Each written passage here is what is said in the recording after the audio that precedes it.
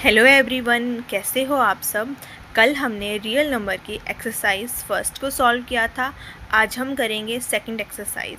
Second exercise आपकी irrational number पे based है, तो हमें पता होना चाहिए इरेशनल नंबर क्या होता है।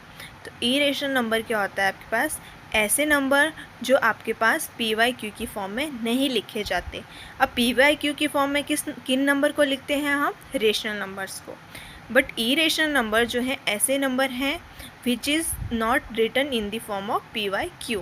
इन नंबर्स को क्या कहते हैं हम, इरेशनल नंबर्स।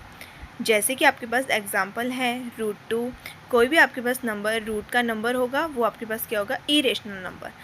जैसे कि √2, √3, √5 ये सारे नंबर क्या होंगे, इरेशनल नंबर। बट अगर आपके पास √4 होगा तो उसको हम इरेशनल नंबर नहीं बोल सकते, क्योंकि आपके पास √4 की वैल्यू क्या होगी, आपके पास 2। वैसे ही √9 भी आपके पास जो है इरेशनल नंबर नहीं होगा, क्योंकि √9 की वैल्यू क्या होती है, 3। आगे आपके पास पाई भी आपके पास इरेशनल नंबर होता है। नेक्स्ट नंबर है 3.141596 and so on up to infinity. यहाँ ये नंबर भी आपके पास क्या है, इरेशनल नंबर। डेसिमल के बाद जो नंबर्स हैं वो इन्फिनिटी तक जा रहे हैं, तो ऐसे नंबर क्या होते हैं आपके पास, इरेशनल नंबर्स। इन नंबर को क्या बोलते हैं हम, नॉन टर्मिनेटिंग नंबर्स। बट ये जो आपके पास नंबर है डेसिमल के बाद वो डिफरेंट होने चाहिए, तभी हम इनको इरेशनल बोलेंगे। अगर ये सेम होंगे तो ये रेशनल हो जाते हैं। तो इसलिए आपके पास डिफरेंट नंबर हैं उनको क्या बोलते हैं, नॉन रिपीटिंग डेसिमल्स। तो ये जो आपके पास डेसिमल के बाद जो नंबर आएंगे वो इन्फिनिटी तक जाने चाहिए और डिफरेंट होने चाहिए, तभी हम इनको इरेशनल नंबर्स बोलेंगे। ऐसे नंबर क्या कहलाते हैं, non terminating and non repeating decimal numbers and also known as irrational numbers. तो ये है आपके पास इरेशनल नंबर। इसी पे बेस्ड एक्सरसाइज सेकंड है, जिसके हाथ हम क्वेश्चंस करेंगे। करते हैं हम सेकंड एक्सरसाइज को शुरू। फर्स्ट क्वेश्चन है, prove that √5 is a irrational number. आपने प्रूव करना है कि √5 इज़ इरेशनल नंबर है। तो इसको हम करेंगे कंट्राडिक्शन से। कंट्राडिक्शन में क्या करेंगे, सबसे पहले हम √5 को रेशनल नंबर लेंगे, अज्यूम करेंगे कि √5 रेशनल नंबर है। फिर हम इसको कंट्राडिक्ट करके यहाँ पे प्रूफ कर देंगे कि √5 आपके पास क्या होता है, इरेशनल नंबर। तो स्टार्ट करते हैं। सबसे पहले अज्यूम करेंगे √5 इज़ अ रेशनल नंबर। अब रेशनल नंबर क्या होता है, ऐसे नंबर जो PYQ की फॉर्म में लिखे जाते हैं। तो हम √5 को क्या करेंगे, PYQ की फॉर्म में लिखेंगे। Q क्या होता है यहाँ पे, नॉट इक्वल टू 0। और P और Q जो यहाँ पे क्या होंगे आपके पास, को प्राइम नंबर्स। को प्राइम नंबर्स जो हैं ऐसे नंबर्स होते हैं जिनके बीच में आपके पास कॉमन फैक्टर सिर्फ 1 होता है। 1 के अलावा आपके पास कोई भी कॉमन फैक्टर नहीं होगा। तो P और Q आपके पास को प्राइम नंबर्स भी होंगे और इंटीजर भी होते हैं। तो आपने क्या लिख दिया, √5 इज इक्वल टू PYQ। अब क्या करेंगे, स्क्वायर करेंगे दोनों साइड। इसको जब स्क्वायर करेंगे आप दोनों साइड तो ये बन जाएगा आपके पास 5 is equal to P² divided by Q²। Q² यहाँ पे क्या हो रहा है, आपका डिवाइड हो रहा है। तो दूसरी साइड जब इसको लेके जाओगे तो ये हो जाएगा आपके पास मल्टीप्लाई। तो आपका जो फर्स्ट इक्वेशन बनी वो आपके पास बनी P² is equal to 5Q²। 5 जो है P² को इजीली डिवाइड कर सकता है यहाँ पे, तो which means P² is divisible by 5। अगर P² डिविजिबल है 5 से तो इसका मतलब है आपके पास P भी क्या होगा, डिविजिबल होगा 5 से। अगर आपके पास P डिविजिबल है 5 से तो इसका मतलब है 5 क्या है, आपके पास फैक्टर है P का। तो अगर आपके पास 5 फैक्टर है P का तो आप P को जो है 5 की फॉर्म में लिख सकते हो। कैसे लिखेंगे, तो आप क्या करोगे, कोई भी एक इंटीजर अज्यूम कर लोगे। तो let P is equal to 5K। तो आपने क्या किया, P को 5K की फॉर्म में लिख दिया। K यहाँ पे क्या है आपके पास, एक इंटीजर। तो आपने क्या लिखा यहाँ पे, P is equal to 5K। Again squaring करेंगे बोथ साइड, तो यहाँ पे क्या बन जाएगा, P² is equal to 25K²। P² की वैल्यू आपने निकाली हुई थी, क्या थी यहाँ पे, फर्स्ट इक्वेशन क्या थी, P² is equal to 5Q²। तो P² की वैल्यू आप यहाँ पे सब्सिट्यूट कर दोगे, क्या हो जाएगा ये, 5Q² is equal to 25K²। 5 यहाँ पे मल्टीप्लाई हो रहा है, दूसरी साइड जाके क्या हो जाएगा, डिवाइड। तो तो 5 जो है 25 को ईजिली डिवाइड कर देता है, तो 25 डिवाइडेड बाय 5 क्या बनेगा, ये 5। तो आपके पास इक्वेशन क्या हो जाएगी, ये Q square is equal to 5k²।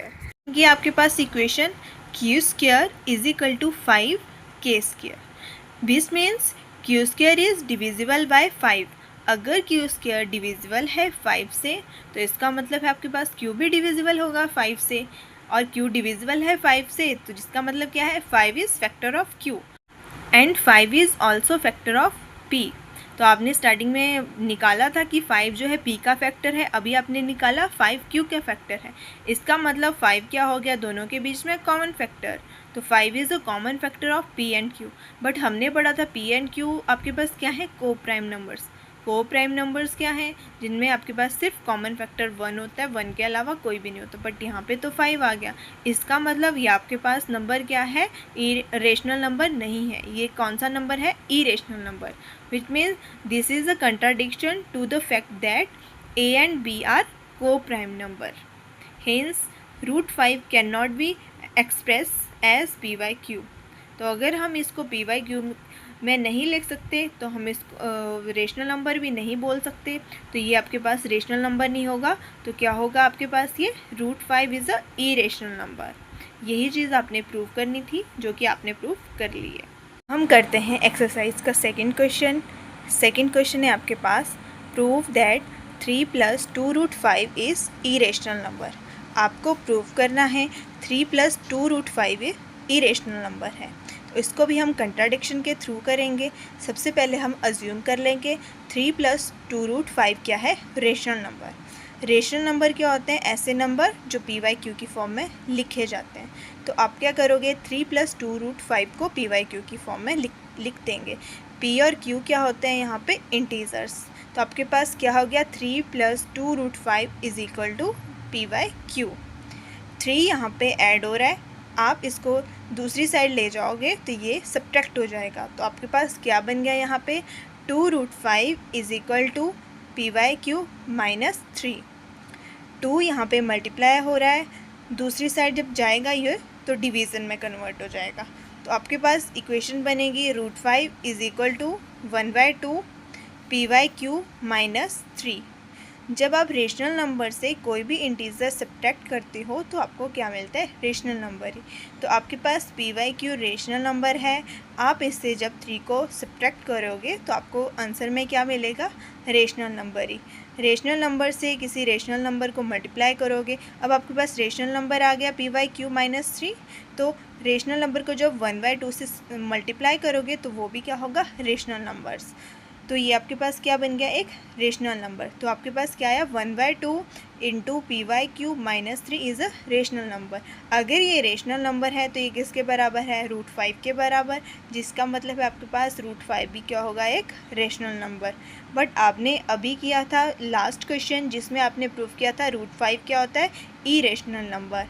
तो we know that √5 is a irrational number. तो आपके पास क्या हो गया, यहाँ पे कंट्राडिक्शन आ गई, क्योंकि आपने यहाँ पे लिया था स्टार्टिंग में 3 + 2√5 रेशनल नंबर, बट आपके पास √5 क्या होता है, इरेशनल नंबर, जिसका मतलब है आपके पास 3 + 2√5 रेशनल नंबर नहीं होगा। तो this contradict fact that √5 is a irrational number. तो आपके पास ये जो है, आपने जो भी अजम्पशन ली थी 3 + 2√5 इज़ अ रेशनल नंबर, ये आपके पास क्या है, false. implies 3 + 2√5 is a irrational number. अब हम करते हैं एक्सरसाइज का थर्ड क्वेश्चन। थर्ड क्वेश्चन है, prove that the following are irrational. इसमें आपके पास 3 पार्ट गिवन है, आपको प्रूव करने हैं ये तीनों क्या है, इरेशनल। फर्स्ट है 1/√2, सेकंड है 7√5। 7√5 जो आपने फर्स्ट क्वेश्चन किया था उसकी तरह हो जाएगा। थर्ड पार्ट है आपके पास 6 + 2√। 6 + 2√, आप प्रूव करोगे सेकंड क्वेश्चन की तरह। तो मैं आपको फर्स्ट पार्ट करवाऊंगी, सेकंड और थर्ड आप खुद करोगे। तो फर्स्ट पार्ट में आपने प्रूव करना है 1/√2 इज़ अ इरेशनल नंबर। तो इसको भी हम कंट्राडिक्शन से करेंगे, एट 1/√2 इज़ रेशनल नंबर। अगर ये रेशनल नंबर है तो इसको हम a/b की फॉर्म में लिख सकते हैं। तो 1/√2 क्या हो जाएगा, a/b। a और b क्या होते हैं यहाँ पे, इंटीजर्स। √2, जब इसको क्या करोगे आप रेसिप्रोकल लोगे तो ये क्या बन जाएगा आपके पास, √2 = b/a।